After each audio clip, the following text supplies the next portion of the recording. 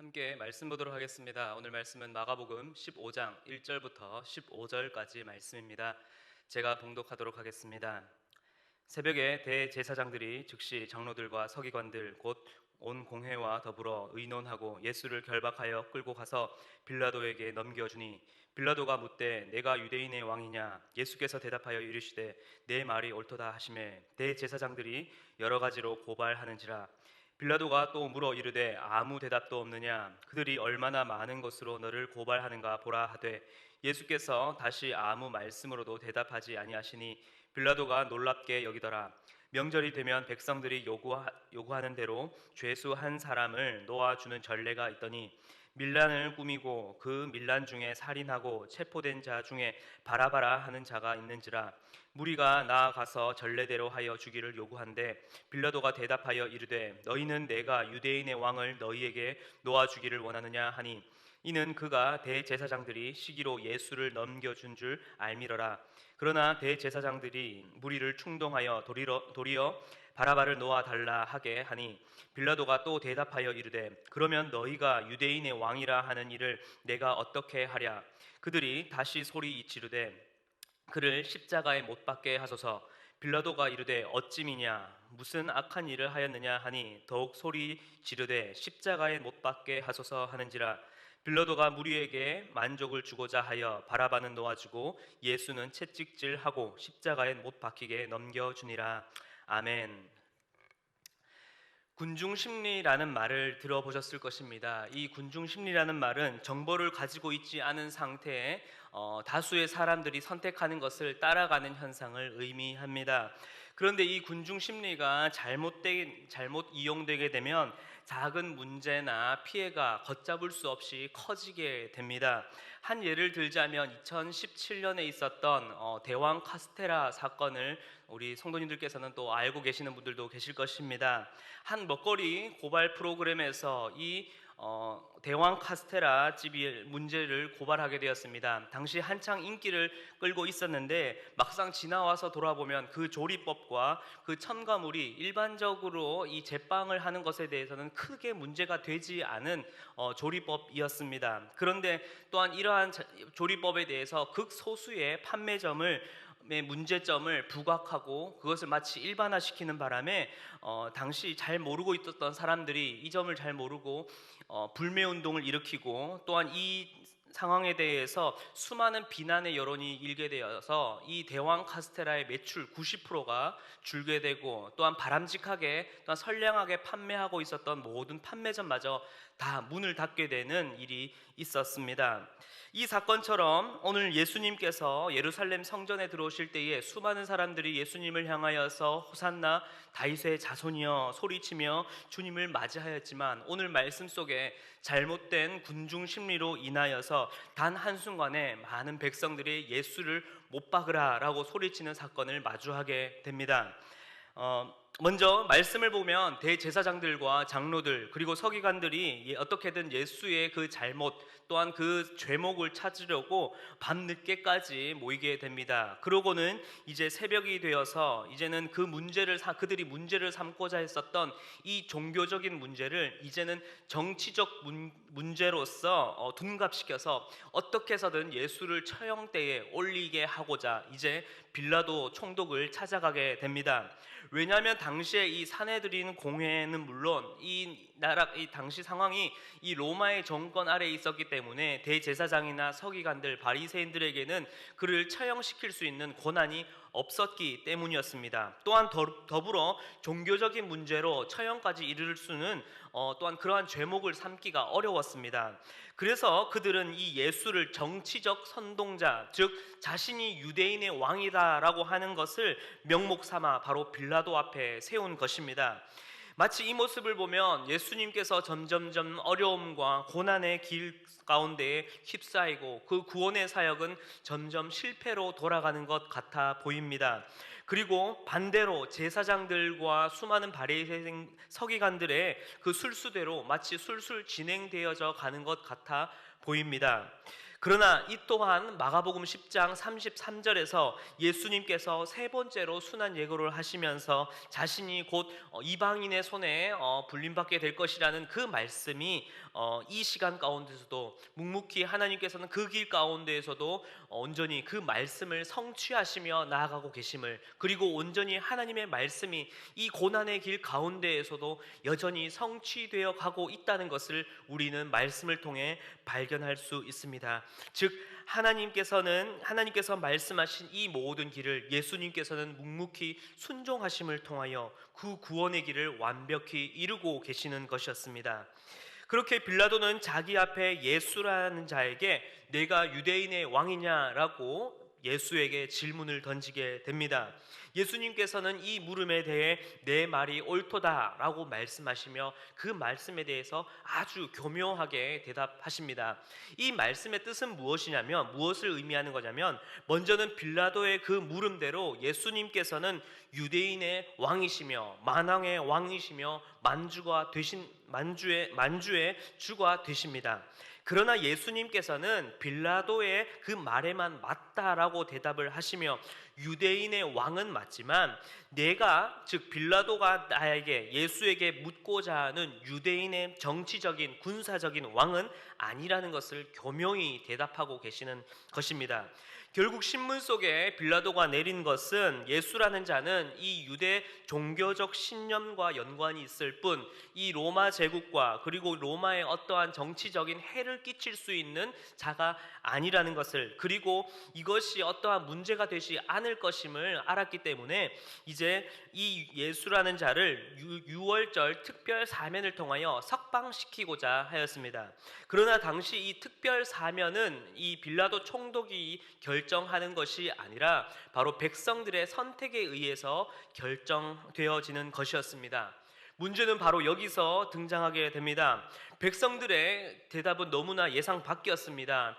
빌라도가 백성들에게 이 유대인의 왕이라는 자를 어떻게 할까라고 물어보았을 때에 그들의 대답은 바라바를 놓아주라라는 것이었습니다. 그리고 예수를 십자가에 못 박아라라고 무리들은 소리치게 됩니다. 8절과 또한 11절에서 등장하고 있는 이 무리들은 구체적으로 성경에서 어떠한 무리인지 밝혀지진 않았지만 이 말씀의 정황을 미뤄보게 된다면 대제사장들의 이 신복들이거나 바라바의 석방을 기대하고 있는 그들을 따르고 있는 집단인 것을 볼 수 있습니다. 또 사실 이 군중들 속에서는 분명 예수님에 대해서 호의를 가지고 있는 자들도 있었을 것입니다. 그러나 중요한 것은 그들이 누구였던 간에 이전까지 예수님의 그 가르침과 그 기적에 놀라며 예수님께서 예루살렘 성전에 입성하실 때에 그 예수를 정말로 호산나 다윗의 자손이여 라고 반겼던, 주님을 환영하였던 사람들이었지만 부패한 지도부와 그리고 그 군중들 속에 예수님을 따르는 자들마저 이제는 그 신앙의 중심이 흐트러졌고 그들의 기대가 이제는 실망으로 바뀌어서 지금 이 순간 180도 돌변한 모습을 보이고 있다라는 것입니다. 결국 전혀 정치적인 상황과 분위기를 알지 못했던 사람들도 이 대규모의 군중 심리에 엮여 자신들도 모른 채 그 속에 엮여 예수를 못 박으라고 소리치고 있는 것입니다. 앞서 군중 심리에 대해서 잠깐 말씀을 드렸었는데 이 군중 심리가 일어나는 공통적인 특징이 있는데 그 중에 몇 가지를 한번 보겠습니다. 첫 번째는 무명성입니다. 군중 심리가 일어나는 상황 속에서는 자신의 그 의식마저 군중 속에 일체화가 되어서 자신의 자기 의식을 잃어버리게 되는 것을 말하고 있습니다. 즉 이전까지 예수를 따르던 무리들도 수많은 군중들의 그 무리 속에 자신들의 믿음마저 어떻게 되어버립니까? 잃어버리고 예수님을 향한 기대마저, 그 무리들의 그 이야기와 그 소리 속에 기대마저 실망감으로 바뀌어져 자신의 신앙의 중심마저 잃어버리는 모습을 오늘 말씀을 통해 볼 수 있습니다. 두 번째 특징은 무책임성입니다. 이는 다수 속에 있으니 자신의 개인적인 이 행동이 불분명해지고, 또한 어떠한 문제가 있었을 때에 그 문제의 책임의 소재마저도 불분명해지는 것을 의미하고 있습니다. 결국 예수를 못 박으라라는 이 다수 속에 있게 되면 내 죄 또한, 나의 잘못 또한 그 책임 소재도 군중 속에 가려져서 불분명해지기 때문에 나의 죄된 모습마저도, 잘못된 외침마저도 그 군중 속에 다 가리워져 질 수 있다는 것을 느끼고, 또한 그렇게 가리워진 채 그 군중 가운데 서 있는 것을 말하고 있습니다. 세 번째는 무비판성입니다. 이것은 하나의 일방적인 입장만 취하는 군중들 속에 섞여 있다 보면 받아들일 수 있는 정보가 한정되게 됩니다. 그래서 결국 그 한정된 정보로 잘못된 상상이나 억측이 난무하게 되면서 결국 그 군중 심리는 더욱더 가속화되게 되는 것을 의미합니다. 즉, 오늘 예수를 따르던 자들 또한 이 무리 속에서 자신의 신앙의 중심마저 잃어버리고 그저 그들이 들리는 소리, 그들이 가지고 있는 정보는 대제사장들과 서기관들의 소리만 듣다 보니 그들이 따르던 그 진리마저 무너져버리고 상상과 억측이 난무하게 되어 바른 진리마저 왜곡되어져 결국에는 군중들과 다를 바 없이 비난의 목소리를 올리고 있는 모습입니다. 마지막 네 번째는 감정성입니다. 동일한 군중 속에 함께 그 감정을 공유하고 그 감정적 상황을 받아들이고 있다 보니 그 과열되는 반응과 소리에 감정적으로 격해지게 되는 것을 말합니다. 즉, 오늘 이 군중들의 소리가 점점점 격해져서 빌라도에 반복되는 세 번의 물음에도 불구하고 끊임없이 십자가에 못 박으라, 십자가에 못 박으라 라고 그 군중들은 그렇게 감정적으로 격앙되어 외칠 뿐입니다. 왜 갑자기 말씀 속에서 제가 군중 심리를 설명드렸을까요? 바로 예수를 십자가에 못 박으라 라고 외치는 군중이 바로 오늘을 살아가는 우리와 아무런 차이가 없을 수 있다라는 것입니다. 예수를 나의 구세주로 믿고 그 주님이 내 마음 가운데 찾아오실 때에 호산나 다윗의 자손이여, 다윗의 자손 예수여 라고 그렇게 주님을 환영하며 내 마음 가운데 모셨지만 막상 내 삶에 마주하는 고난과 어려움, 실패와 문제를 마주했을 때에는 우리가 처음 믿었던 그 주님을 향한 그 기대와 또한 그 신앙마저, 그 신앙의 중심마저 변질되어 버릴 수 있다는 것입니다. 결국 그렇게 변질된 신앙은 어떻게 자라나게 됩니까? 결국 세상이 추구하는 그 가치에 따라, 세상이 정의하는 그 행복이라고 하는 그 정의에 따라 주님, 나도 남들처럼 그렇게 복된 인생을 만들어 주십시오 라고 외치면서 그분을 정치적인 메시아로 만들고 있고, 주님, 나도 세상의 즐거움을 따르는 저런 세상 사람들처럼 제 앞에 모든 어려움을 다 물리쳐 주시고 평탄대로 만들어 주십시오 라고 하며 그 주님을 군사적인 왕으로서 예수의 그 참된 복음을 내가 그렇게 왜곡시켜 버리고 있진 않았습니까?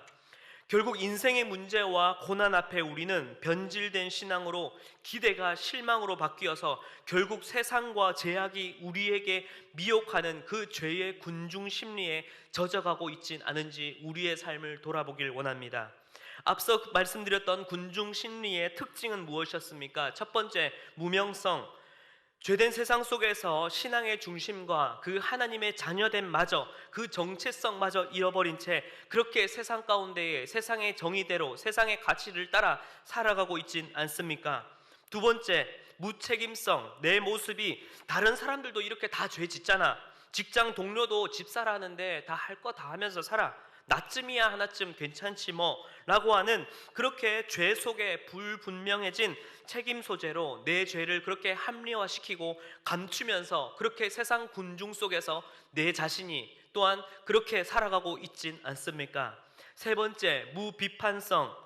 내 안에 참된 복음이 왜곡되어지고 내 삶 속에서 말씀과 기도는 완전히 사라진 채 그저 내 귀로 듣고 있고 세상을 바라보고 있는 그 한정적인 그 정보와 그 가치, 음란함, 세속적인 문화, 물질 만능주의, 다원주의를 마치 진짜처럼 그것을 진리로서 받아들이면서 상상과 억측이 난무하는 가운데에 참된 진리마저 왜곡되어진 채 바라보고 그 왜곡된 길을 내가 오늘도 따르며 걸어가고 있진 않습니까? 마지막 감정성, 결국 세상이 교회를 향하여, 이 기독교를 향하여 비난의 목소리를 올리듯 나도 모르게 교회를 다니고 있고 신앙생활을 하고 있지만 2000년 전 예수를 못 박으라고 소리쳤던 그 군중들과 그 무리들과 아무런 다를 바 없이 나의 죄된 삶으로 인하여서, 나의 죄된 언행 습관으로과 나의 사고와 잘못된 철학을 통하여서 또다시 예수를 십자가에 못 박으라라고 내 삶이, 오늘 하루가 그렇게 예수님을 격앙된 감정으로 말하고 있진 않습니까? 사랑하는 성도 여러분, 예수님께서 제자들에게 그리고 오늘 우리에게 말씀하시는 말씀을 우리는 다시금 떠올려 보아야 할 것입니다. 너희 중에는 그렇지 않을지니, 즉 우리는 그렇게 하지 말아야 합니다. 세상이 끊임없이 세속적인 인생사와 종교적 열심에 매여 집권자들이 임의로 주관하고 고관들이 권세를 부리며 이 세상을 죄악과 거짓으로 만들어 갈지라도 우리는 그렇지 않아야 합니다.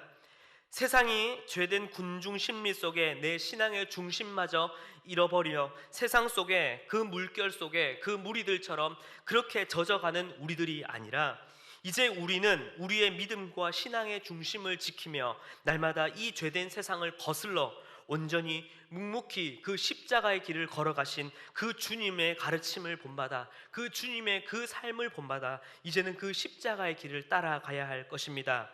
그 길이 비록 당장 눈앞에 고난과 어려움, 죽음을 향한 길처럼 보일 수 있으나 결국 그 길이 진정한 생명의 길이며 진정한 진리의 길이라는 것을 기억하시며 그 길을 따라가시는 우리 모든 성도님들이 되시길 간절히 기도드립니다. 말씀을 마무리하겠습니다.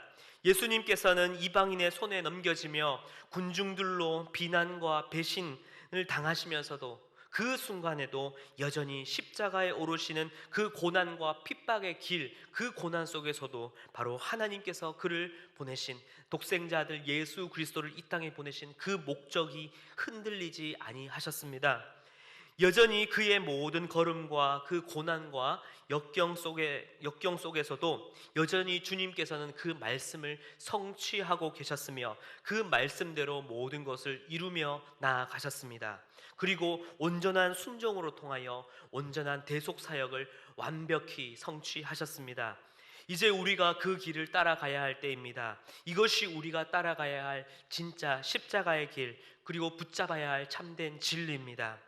이제 오늘 하루 예수님께서 우리를 위해 걸어가신 그 길을 묵상하시며 오늘 하루 정말로 세상과 다른, 그리고 세상의 군중 심리에 요동하는 것이 아니라 나의 신앙의 중심을 내 믿음 가운데에 반석되신 그리스도 앞에 굳건히 세우며 오늘 하루 믿음의 길을 걸어가시는, 그렇게 승리하시는 모든 성도님들이 되시길 간절히 기도합니다. 함께 기도하겠습니다. 사랑의 하나님, 우리의 죄를 씻어주시고 영원한 생명을 허락하시기 위해 고난의 길을 묵묵히 걸어가심에 감사를 드립니다. 우리는 그 은혜를 잘 알면서도 또다시 우리는 세상의 소리와 세상의 정의에 흔들리며 세상 군중 소리에 넘어져 버리기도 합니다. 그러나 주님, 이제는 세상 무리들의 잘못된 외침과 거짓을 따르지 않고 온전히 주님께서 가신 그 십자가의 길을 따르게 하여 주시옵소서.